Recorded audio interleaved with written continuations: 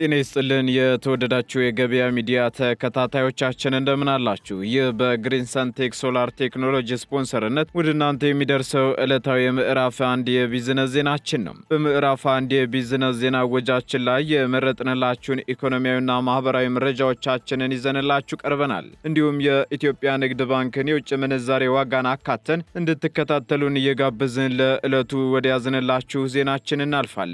በቅድሚያም አርዕስቶችን እናስቀድም። ለአሽከርካሪዎች የግዢ ሂደትና አወጋገድን በተመለከተ አዲስ ስርዓት መዘርጋቱ ተሰማም። ይህ ተዘረጋ የተባለው አዲስ አሰራር በውስጡም በርካታ ጉዳዮችንም አካቷል ተብሏል። በዝርዝር የምትሰሙት ይሆናል። በርካታ አዳዲስ አውቶቡሶች ወደ ሀገር ውስጥ ሊገቡ መሆናቸው ተነገረ። ሙሉ መረጃውን እናጋራችኋለን።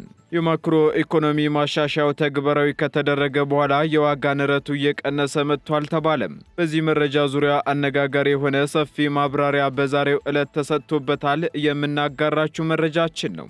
ሲጋራን በነጠላ በሚሸጡ ነጋዴዎች ላይ እርምጃ የሚወስድ አዋጅ ተግባራዊ መሆኑ ተገለጸ። በዝርዝር እናጋራችኋለን።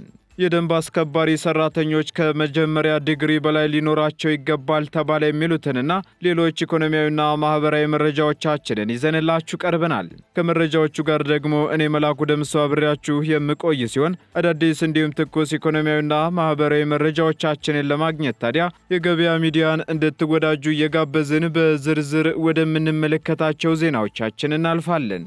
ጀምቦሮ ሪል ስቴት እንደተለመደው የተለያዩ የኢንቨስትመንት ቡፌዎችን እንሆ ይላል።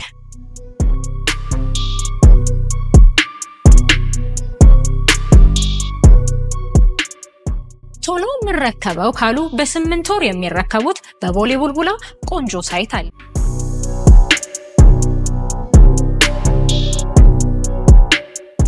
አይ ረዘም ባለ ጊዜ ካሉ ደግሞ በ2 ዓመት የሚረከቡት በሳር ቤት ቫቲካን ቆንጆ ሳይት ይዘን እየጠበቅናችሁ ነው።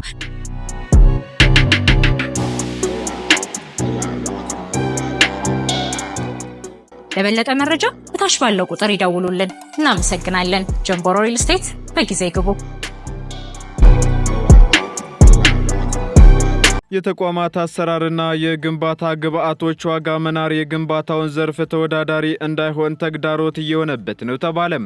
በዚህም በኢትዮጵያ ውስጥ ያለውን የግንባታው ዘርፍ ተወዳዳሪ ለማድረግ በሚደረግ ሂደት ውስጥ በዘርፉ የተቋማት አሰራርና የኮንስትራክሽን ግብአቶች ዋጋ መወደድ ተግዳሮት መሆኑን የከተማና መሰረተ ልማት ሚኒስቴር አስታውቋል። ከተቋማት ቅልጥፍና አደረጃጀትና አሰራር ጋር እንዲሁም ከባለሙያ ብቃትና ሌሎች ተያያዥ ጉዳዮች ጋር የሚጠቀሱ ስለመሆናቸውም የከተማና መሰረተ ልማት ሚኒስትር ወይዘሮ ጫልቱ ሳኒ ተናግረዋል።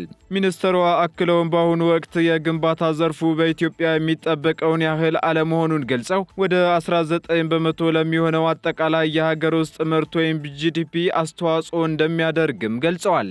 ዘርፉ እንደገና እየተነቃቃ የመጣ ቢሆንም ለግንባታው ዘርፍ ስራ የሚያስፈልጉ ግብአቶች መወደድ በከፍተኛ ደረጃ ዘርፉን ውስብስብ ችግር ውስጥ አስገብተውታልም ብለዋል። ይህ ችግር በአንድ ተቋም ብቻ ሊፈታ እንደማይችል የተናገሩት ሚኒስትሯ በርካታ መንግስታዊና መንግስታዊ ያልሆኑ ተቋማትን፣ ስራ ተቋራጮችን፣ አማካሪዎችን፣ አጥኚዎችን፣ የትምህርት ተቋማትን እንዲሁም የፋይናንስ ተቋማትንና ሌሎች አካላትንም በአንድ ማዕቀፍ ስር ማናገር እንደሚያስፈልግ መናገራቸውን ከሚኒስቴር መስሪያ ቤቱ የተገኘው መረጃ ያመለክታል። 100 አውቶቡሶች በግዢ ሂደት ላይ መሆናቸውን የትራንስፖርትና ሎጂስቲክ ሚኒስቴር አስታወቀም። በአዲስ አበባ ከተማ አስተዳደር የሚስተዋለውን ከፍተኛ የሆነ የትራንስፖርት እጥረት ለማቅለል 100 አውቶቡሶች በግዢ ሂደት ላይ መሆናቸውን ሚኒስቴር መስሪያ ቤቱ አስታውቋል። በዚህም ደግሞ በግዢ ሂደት ላይ ናቸው የተባሉት አውቶቡሶች በነዳጅም ሆነ በኤሌክትሪክ የሚሰሩ ናቸው የተባለ ሲሆን የትራንስፖርት ችግሩ እስኪፈታ ድረስ ተመሳሳይ ሂደቶች ወደፊትም እንደሚቀጥሉ ተገልጿል። በተጨማሪም አሁን ላይ የ100 አውቶቡሶች ግዢ ጨረታ ወጥቶ በመከናወን ላይ እንደሚገኝም የሚኒስቴሩ መረጃ ያመለክታል። በሌላ በኩል ከወራት በፊት በከተማዋ ያለውን የብዙሃን ትራንስፖርት እጥረትና የነዋሪዎችን እንግልት የሚቀንሱ 100 ዘመናዊ የኤሌክትሪክ አውቶቡሶችን በመግዛት ወደ ስምሪት መቀላቀላቸውን በዜና ወጃችን ወደ እናንተ ማድረሳችን አይዘነጋም። ቴክኖሎጂን በተቀናጀ መልኩ በስራ ላይ ያዋሉት እነዚህ አውቶቡሶች ከአየር ንብረት ነፃ፣ ምቹ፣ በአንድ ጊዜ በርካታ የሰው ቁጥር ማጓጓዝ የሚችሉ ዘመናዊና ተደራሽ፣ ወጪ ቆጣቢ፣ አስተማማኝ፣ ለአውቶቡሶች ብቻ በተፈቀደ መስመር ስለሚጓዙ ደግሞ ፈጣን አገልግሎት የሚሰጡ እንዲሁም ለነዳጅ ወጣ የነበረውን ወጪ የሚቀንሱ ናቸው መባሉ ይታወሳል። በዚህም ደግሞ በወቅቱ ወደ አገልግሎት የገቡ 100 የኤሌክትሪክ አውቶቡሶች ናቸው የተባሉ ሲሆን በሁሉም የከተማው አቅጣጫዎች ለነዋሪዎች የትራንስፖርት አገልግሎት የሚሰጡ ይሆናልም ተብሏል። ሲጋራን ከፓኬት ውጪ በነጠላ በሚሸጡ ነጋዴዎች ላይ እርምጃ የሚወስድ አዋጅ ተግባራዊ መሆኑ ተገለጸም። ይህን ተከትሎ በአዲስ አበባ ከተማ አስተዳደር ዕድሜያቸው ከ21 ዓመት በታች ለሆኑ ሕፃናት ሲጋራ በሸጡና ወደ ሱቅ በመላክ ባስገዙ ተቋማት ነጋዴዎችና ግለሰቦች ላይ እርምጃ መውሰዱን የከተማዋ ምግብና መድኃኒት ባለስልጣን አስታውቋል። በአዋጅ ቁጥር 1112/2011 መሰረት ከ21 ዓመት በታች ለሆኑ ሕፃናት ሲጋራ መሸጥም ሆነ እንዲገዙ መላክ በጥብቅ የተከለከለ መሆኑን በባለስልጣኑ የምግብና ጤና ነክ ተቋማት ቁጥጥር ዳይሬክተሩ እስጢፋኖስ ጌታቸው ተናግረዋል። በዚህም መሰረት ለሕፃናት ሲሸጥም ሆነ ሕፃናትን ወደ ሱቅ ተልከው ሲገዙ ቢገኙ ወንጀለኛው የሚሸጠው ተቋም፣ ሱቅ ወይንም ድርጅት መሆኑንም ገልጸዋል። ዳይሬክተሩ አክለውም በወጣው አዋጅ መሰረት ሲጋራን ከፓኬት ውጪ በነጠላ በሚሸጡ ነጋዴዎች ላይ እርምጃ በመውሰድም አዋጁ ተግባራዊ እየተደረገ ስለመሆኑም ተናግረዋል። በዚህም በቅርብ ጊዜ ተጠናክረው በተሰሩ ስራዎች በርካታ ነጋዴዎችና ተቋማት ላይ እርምጃ መወሰዱንም ጠቁመዋል። በመሆኑም ሲጋራን ለሕፃናት የሚሸጡ ተቋማትና ነጋዴዎችን በተመለከተም ማህበረሰቡ ጥቆማ በመስጠት ሊተባበር እንደሚገባም ባለስልጣን መስሪያ ቤቱ አሳስቧል።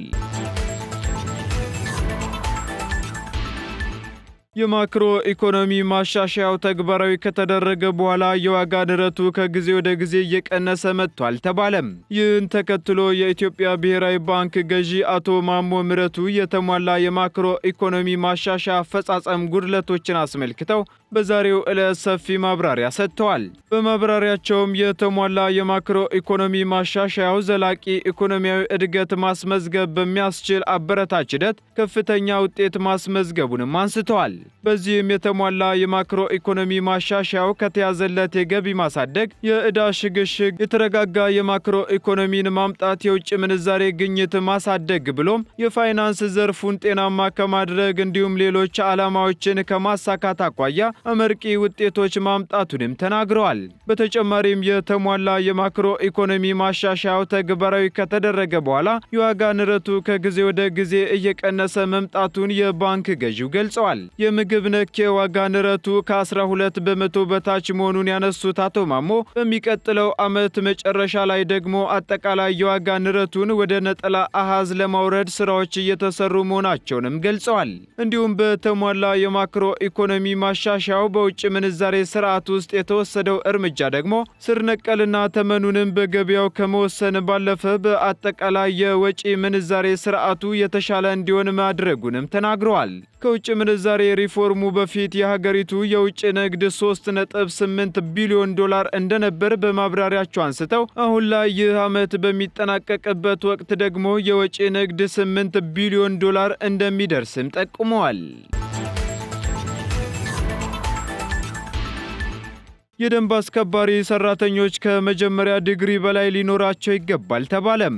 የአዲስ አበባ ደንብ ማስከበር ባለስልጣን ከመጀመሪያ ዲግሪ በላይ ካልሆነ የደንብ አስከባሪ ሰራተኞችን አልቀጥርም፣ መደብም የለውም ማለቱ ተሰምቷል። ደንብ አስከባሪ ሰራተኛ በሚሰራበት ጊዜ ዕውቀቱን በመጠቀምና በማስገንዘብ ለማህበረሰብ አገልግሎት እንዲሰጥ ከማድረግ አኳያ ከመጀመሪያ ዲግሪ በላይ የሆኑ ባለሙያዎችን ብቻ እንደሚቀጥርም ተቋሙ አስታውቋል።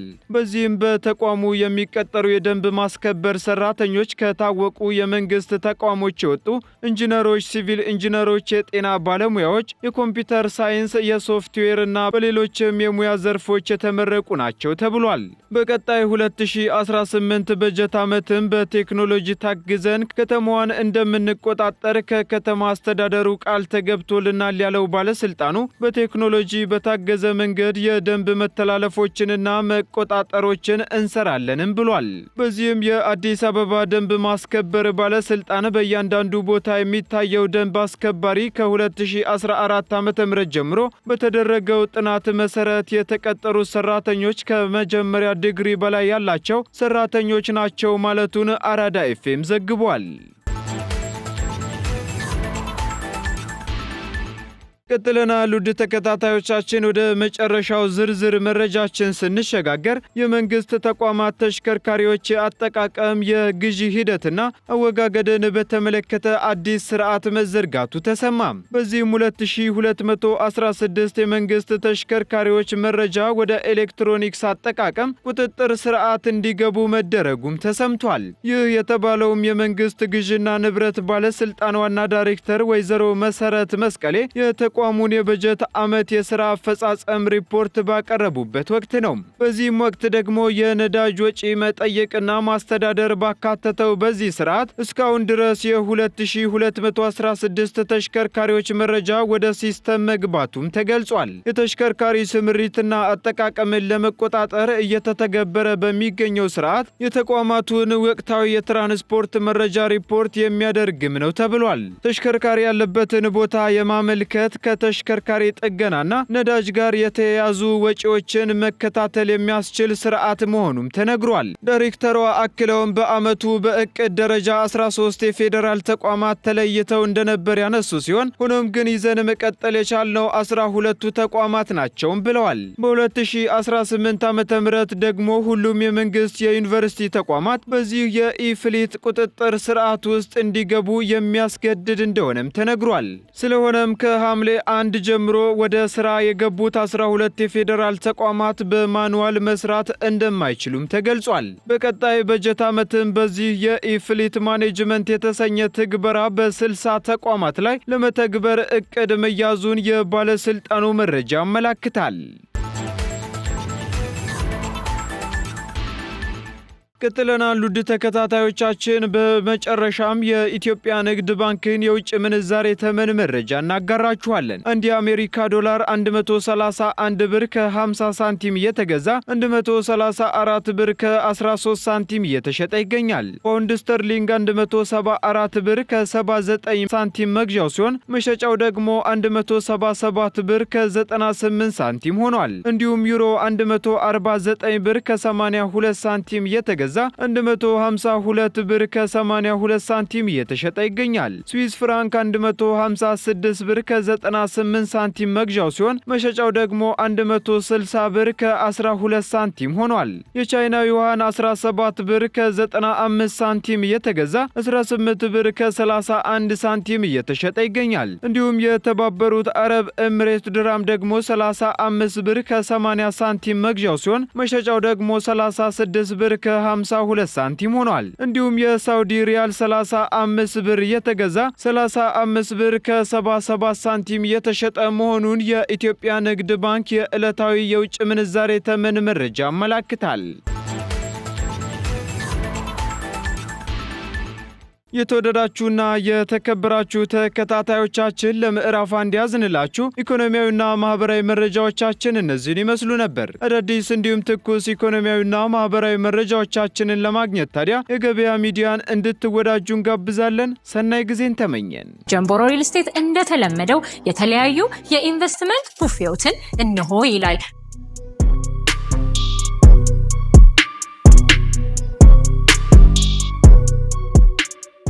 ቶሎ ምረከበው ካሉ በ8 ወር የሚረከቡት በቦሌ ቡልቡላ ቆንጆ ሳይት አለ።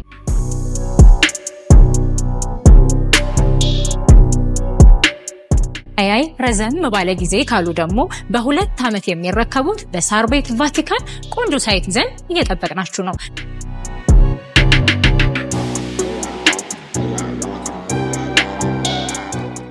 ለበለጠ መረጃ በታች ባለው ቁጥር ይደውሉልን። እናመሰግናለን። ጀምቦሮ ሪል ስቴት በጊዜ ግቡ።